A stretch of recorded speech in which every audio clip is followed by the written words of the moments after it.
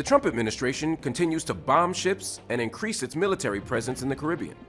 So is the U.S. planning a regime change in Venezuela? And could this spark an all-out war? This week on UpFront, I'll ask those questions to Alan McPherson, professor of history at Temple University, specializing in U.S. Latin American relations.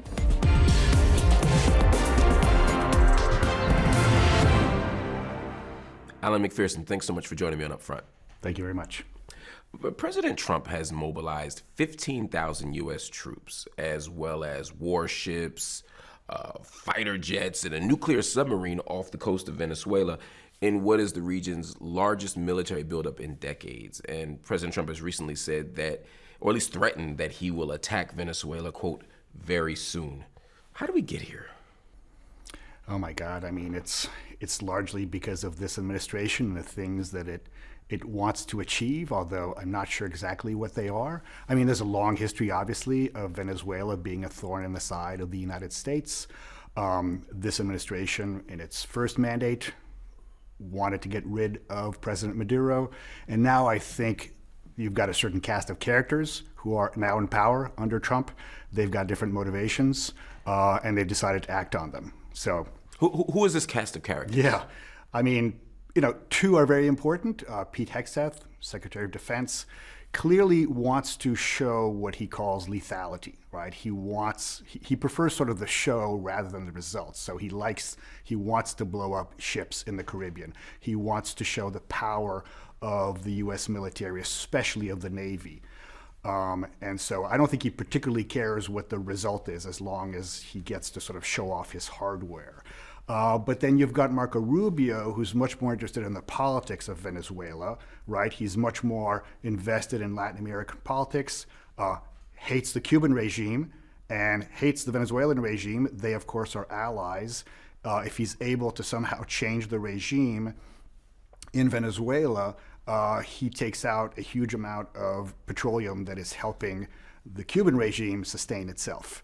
And I think that, I don't think he particularly cares about promoting democracy, but if he's able to portray himself as somebody who changed at least one socialist regime to a democracy, he'll be very popular in Florida. And by democracy, we mean capitalist regime.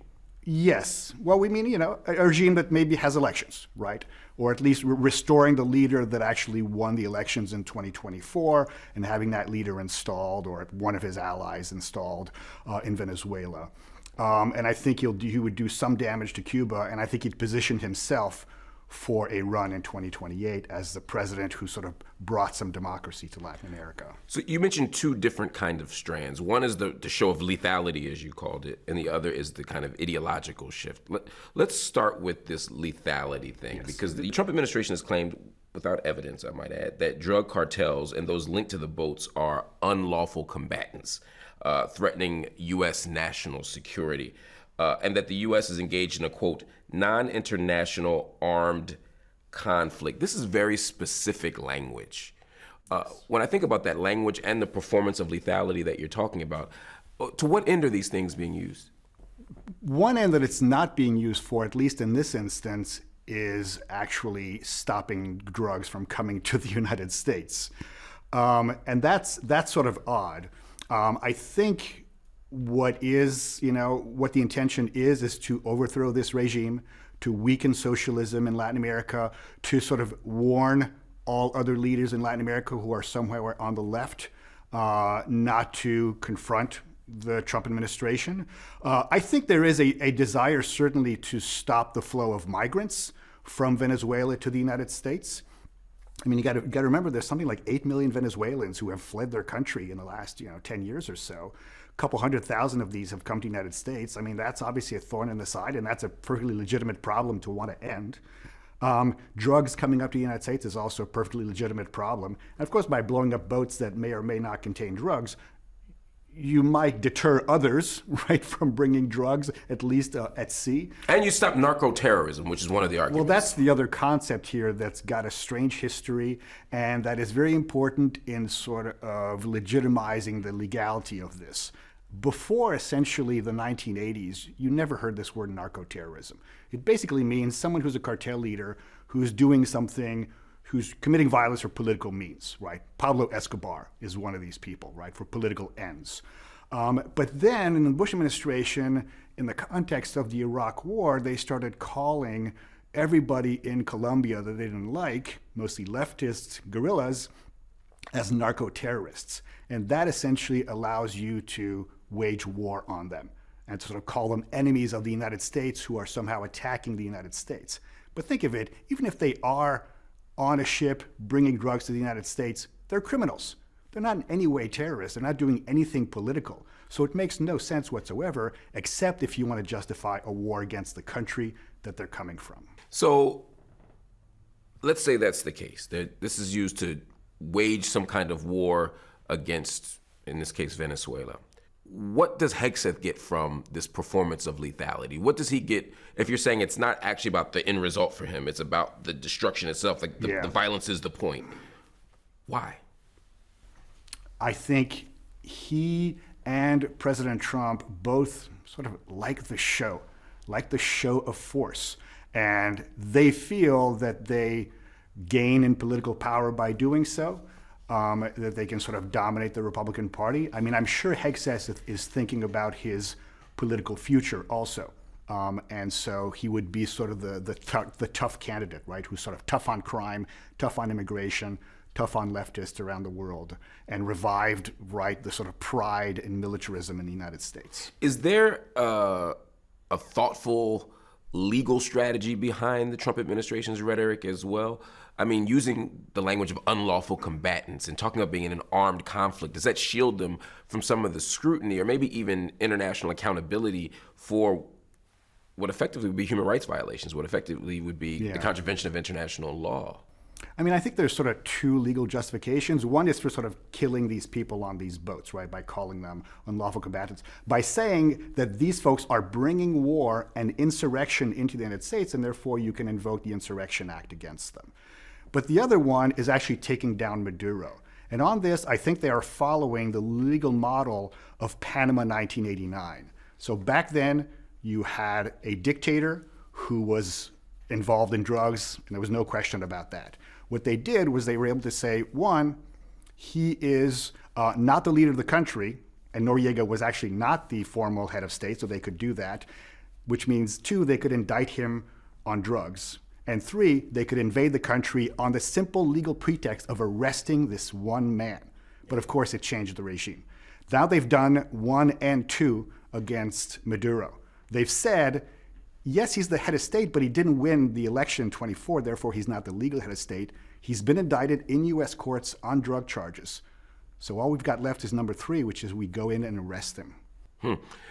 This then, as you invoke Panama, suggests that this isn't a new U.S. policy. Trump is just being more transparent about ousting a leader. When we think about authorizing CIA operations, when we think about sort of publicly saying his days are numbered, this is just U.S. policy.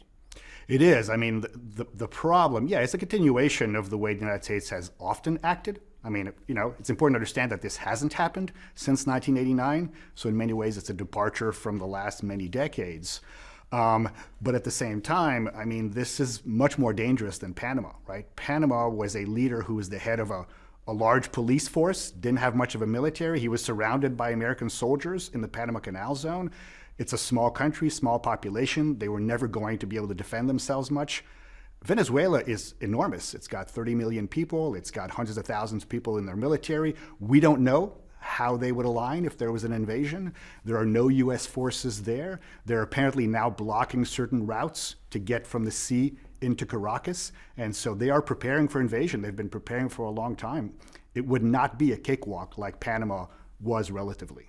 The Pentagon has faced major bipartisan backlash for the double taps. The double tap strikes. Effectively, they are repeatedly bombing a boat in order to kill survivors. There's no real way to justify that legally. But the idea of framing this as a uniquely Trump thing is odd to me, given, for example, the Obama administration's drone strikes. To what extent are we overstating the uniqueness of Trump and his approach and his contraventions of international law? And to what extent are we kind of underplaying this long history, really on both sides of the political aisle of this stuff happening?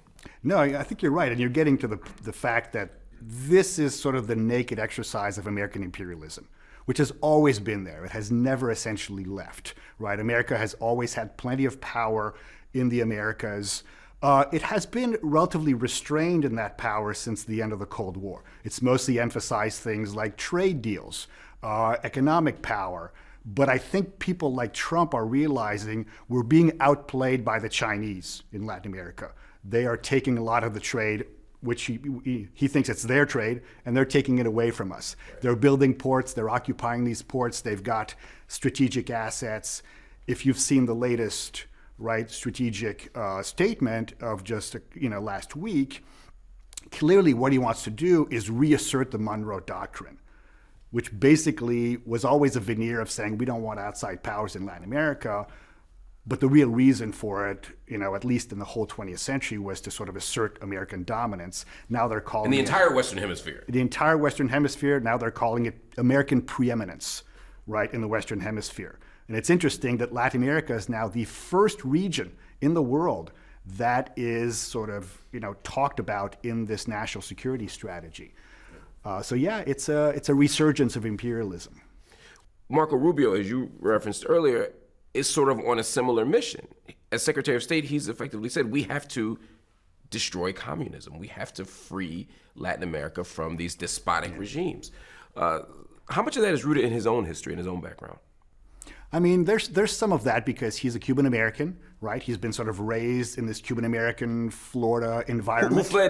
Who fled yes, Cuba? His family fled when Cuba. When the Batista regime was overthrown. He grew up with these folks. He hates the communists, and it's a perfectly legitimate thing for a sort of capitalist Western government to want to do, to sort of weaken communism around the world.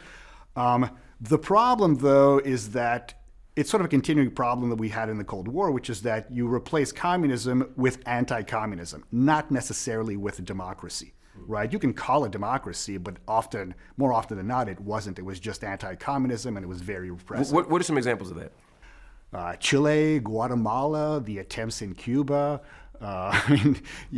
Argentina, Brazil, example after example, Iran in the Middle East of the United States and the CIA basically saying, we're going to ally with whoever's the strongest anti-communist.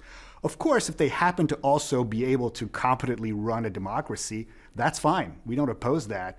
But even at some point, Kennedy says, I'd rather have a strong man than a weak Democrat, because what I really want is an anti-communist, right? In this case, he was talking about the Dominican Republic. And that's essentially what they got in Dominican Republic also. For Trump, is it really about the ideological outcome? Does he actually care about uprooting communism and socialism, or is he simply playing to his base? Is this a political vision of his, or is this really about him sort of advancing the agenda of his supporters, people who are anti-communist, for example? I mean, I think it's really not about anti-communism. That's part of the rhetoric. But I think overwhelmingly, you see this also in this national strategy document. It's a pretty sort of nakedly extractivist strategy. Yeah. I mean, Venezuela is sitting on the biggest oil reserves in the world. I want to read a quote to you. Back in 2023, Trump himself said after his first term ended, Venezuela was ready to collapse. We would have taken it over. We would have gotten all that oil. I mean, you can't be more sort of clear than that in terms of speaking about an agenda. How much are oil interests and the priorities of the corporations driving Trump? Yeah, I mean, there's no clear evidence, right, of these oil corporations influencing them, but the sort of breakdown in negotiations gives us a hint that that's what they want. Plus, they've sort of said it, of course we want the oil. And they know that if these sort of more U.S.-friendly Venezuelans come in, they will give much better deal to American or corporations. They had great deals in the 1990s. And Hugo Chavez came in and not only, raised the costs of doing business, but also diminished the amount of oil that was pumped by Venezuela. I mean, it used to be something like 3 million barrels a day. Now it's about 1 million barrels. I mean, you can admire socialists for all sorts of reasons, but they're not very good at running businesses, right? And the oil company in Venezuela also became very corrupt. It was a way to sort of place Chavistas in power. And those guys are not good at doing business. They're not engineers. They're not lawyers, right? They're just people who collect the money. And so it would certainly be better for the oil industry for the socialists to leave in Venezuela. And of course, people like Chevron know this.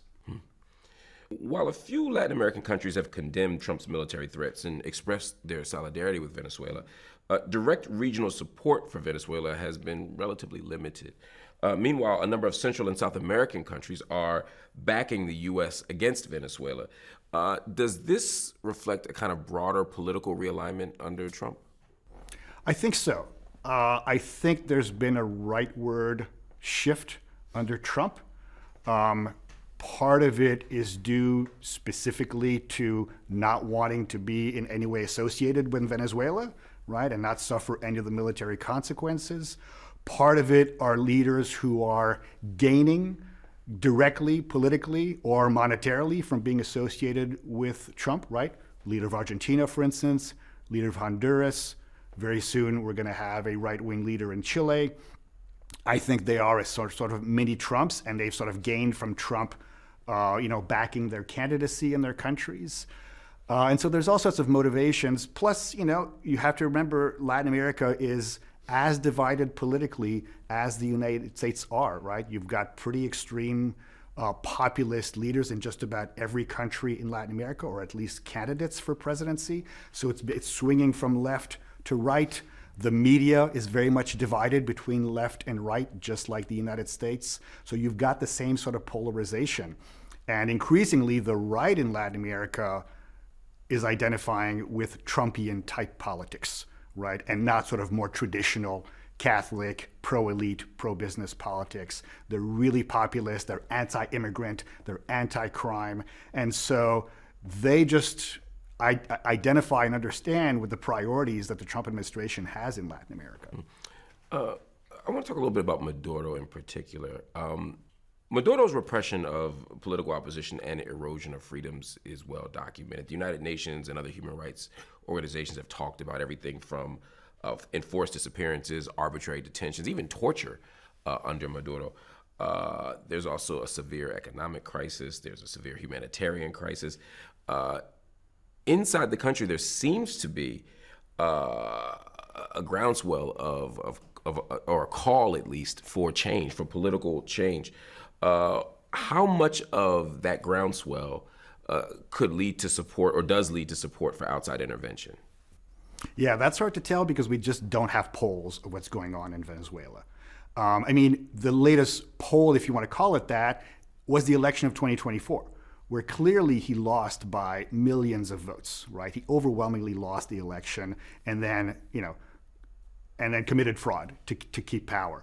And so that's essentially what we know. We have to assume that not that much could have changed in 2024. Now, wanting the end of the Maduro regime, I think, is what most Venezuelans want. Wanting an outside interference, bring the end of the Maduro regime, I'm not sure. I think Venezuelans would be much less united on saying, oh yeah, let's bring the Americans in here. Let's bring tens of thousands of Marines, right? Maybe a few drone attacks here and there on maybe cartels, or maybe the kidnapping of the president. That might be relatively popular, but I think the stationing of American troops in Venezuela will not be popular. And I'll note that invading a large Latin American country has never happened in American history. That's interesting because we've now talked about Maduro not legitimately winning that election in 2024, and dozens of countries have refused to recognize that victory. The party associated with opposition figure Maria Corina Machado was widely believed to have won. Machado was awarded the Nobel Peace Prize for her efforts to bring a democratic transition to Venezuela. She's also a proponent of foreign military intervention, privatizing oil, U.S. sanctions, and she is strongly praising Trump these days and has for quite some time now. What would it mean for Venezuela if an opposition figure like that were to rise to power? It's hard to tell because there's no free media in Venezuela. Groups are divided. One would hope that there would be a peaceful transition and, hopefully an election, a fair election, to really determine what Venezuelans want and who they want to have in power. But let's say she just comes to power with U.S. support, maybe with some military support. Venezuela would quickly turn to neoliberalism, right? You'd essentially have a shift that you might have had in Chile in the 1970s, where all of a sudden everything's privatized. It's sort of, American corporations are let in, corporations from all over are let in. All aid to Cuba is cut. And so I think it would be, significant sort of damage to, to some Venezuelans, to some Cubans, to the left in Latin America. I mean, most Latin Americans, they don't want Maduro. They don't like him at all. He's unpopular. So almost anybody would be better than him. There'd be a lot of relief, but it would certainly be a shift to sort of a more neoliberal economy. One of the things, I want to return to this drug trafficking thing for just a moment, because at the same time that Donald Trump has vowed to stop Venezuela's alleged drug trafficking through military force, he's also pardoned the former president of Honduras, who was convicted of drug trafficking and sentenced to 45 years in prison by a U.S. court last year. Juan Orlando Hernandez was at the center of what U.S. officials said was, quote, one of the largest and most violent drug trafficking conspiracies in the world. How do we square these types of contradictions, not just in Trump's mind, because who knows, right?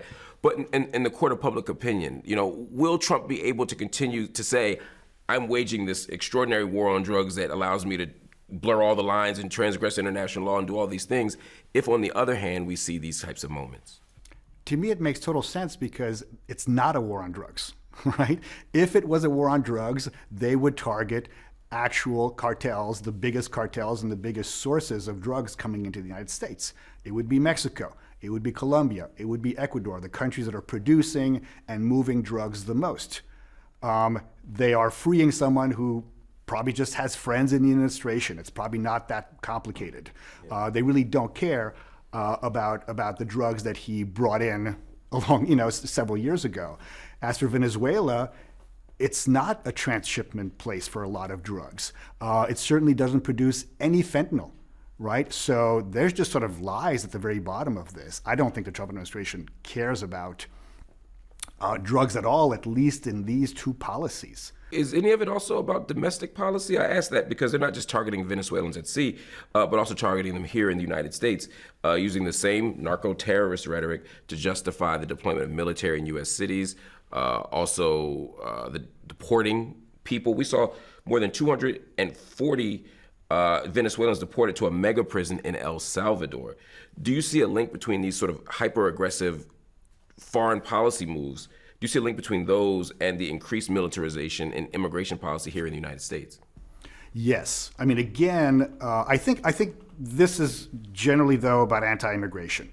I think this is Stephen Miller in the administration who wants to get rid of any immigrants, whether legal or illegal. And Venezuelans are an easy target. A lot of them have come very, very recently because of the Maduro regime. They're probably new in their communities. Many of them probably are undocumented. And so they're relatively easy to sort of grab and send somewhere. And the only government you could get in trouble with is the Venezuelan government, right? If you're sending back thousands of Mexicans, you get in trouble with an important ally, which is Mexico. And I don't think Trump really wants that. He doesn't care what Maduro thinks of what he does with Venezuelans. If Maduro's government collapses, what's the future of Venezuela? Yeah, I mean, it depends on the nature of the collapse, whether it's violent or not, whether it's really divisive. I mean, you could certainly have a rift within the military, and it could render the military very ineffective, if not really divisive and violent within the military. You could also have cartel groups, right, committing violence, trying to take power, either in the capital or in sort of regional areas. You could certainly have an increase or a resurgence in displaced peoples, right? Many millions have been displaced already. You could have, in fact, millions more again leaving the country and affecting mostly neighbors like Colombia, but a lot of them would come up the Isthmus of Central America through Panama. You'd maybe have hundreds of thousands more in the United States, and that would be the opposite of what Trump wants right now, right? He definitely does not want more Venezuelan migrants to the United States, and almost surely a collapse would bring that. Alan McPherson, thanks so much for joining me on UpFront. It's been my pleasure.